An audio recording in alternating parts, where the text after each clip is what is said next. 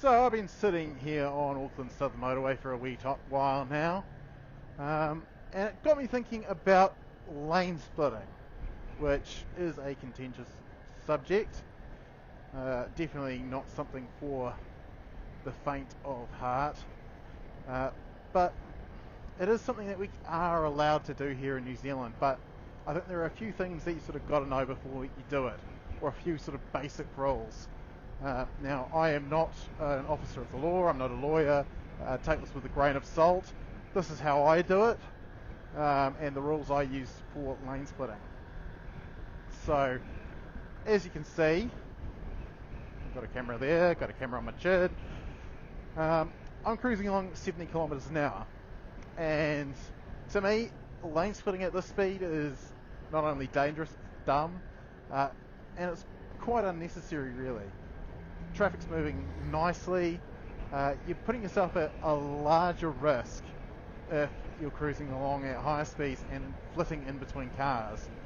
Not only that, it makes a bad look for motorcyclists, which I don't think a lot of people really grasp.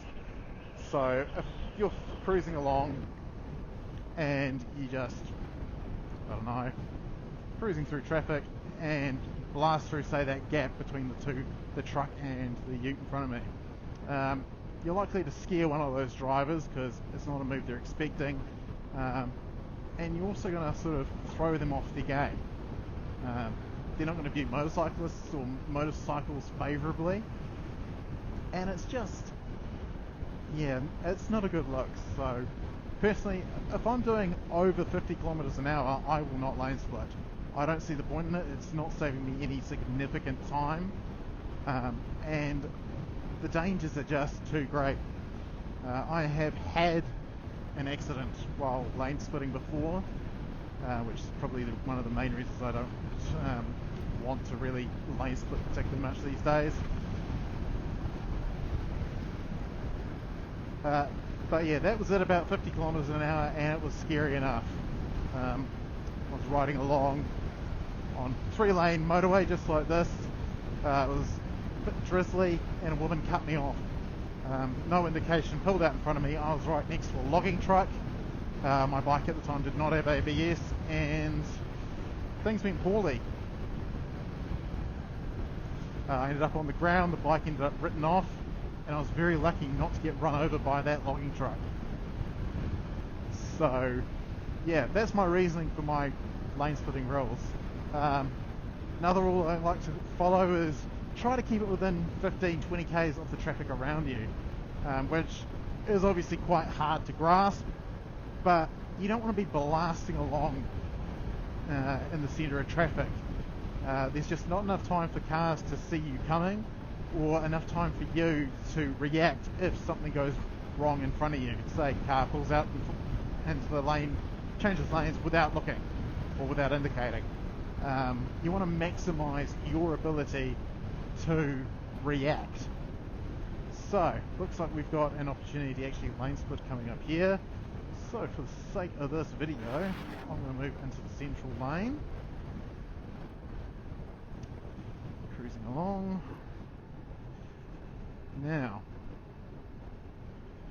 I'm in the centre lane here, and in order to lane split legally, from my understanding in New Zealand, I need to stay within this lane and pass the vehicles in front of me on their right.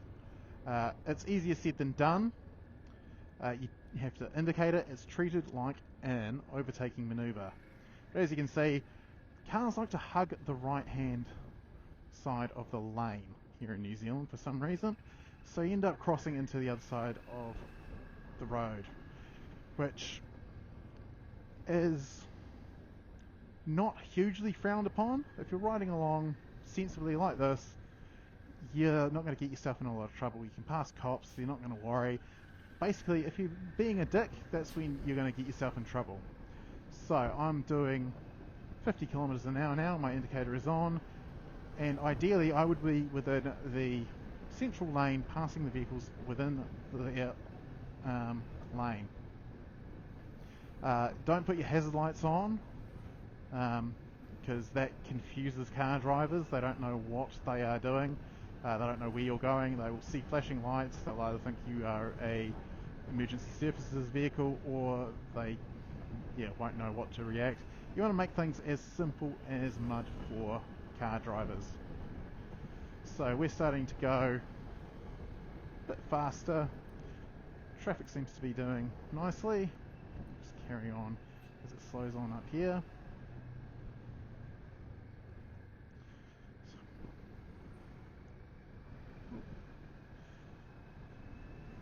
Essentially, you don't want to be making huge, big moves while you are in between lanes. You don't want to freak people out.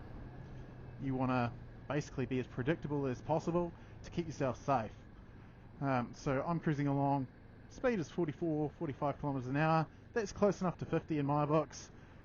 Traffic's moving. I'm going to stay here in the centre lane and cruise on down the road. So, yeah, that in brief is how I lane split here in New Zealand. Yes, it's legal to a point. I'm sure if you're an officer of the law, you can hit in the comments with how you interpret it. If I'm darkly in the wrong, please let me know. I don't typically lane split much these days at all. I don't live in Auckland or a big major centre. I'm not riding every single day, so it's a skill that I have, and I have a few sets of rules to make sure I'm trying to be as safe as possible, but it's not something I do every day. Yeah, some people, I used to commute from here in Papakura all the way to the CBD, mostly without incident until I had an incident, and that vastly changed my outlook on lane splitting. So, yeah, for me, it's a skill, it's a perk of having a motorcycle, but you got to do it sensibly, you got to do it safely, and remember that everyone's an ambassador for motorcycling. So, yeah, till next time, keep it shiny side up, be safe out there, and I'll see you in the next vid.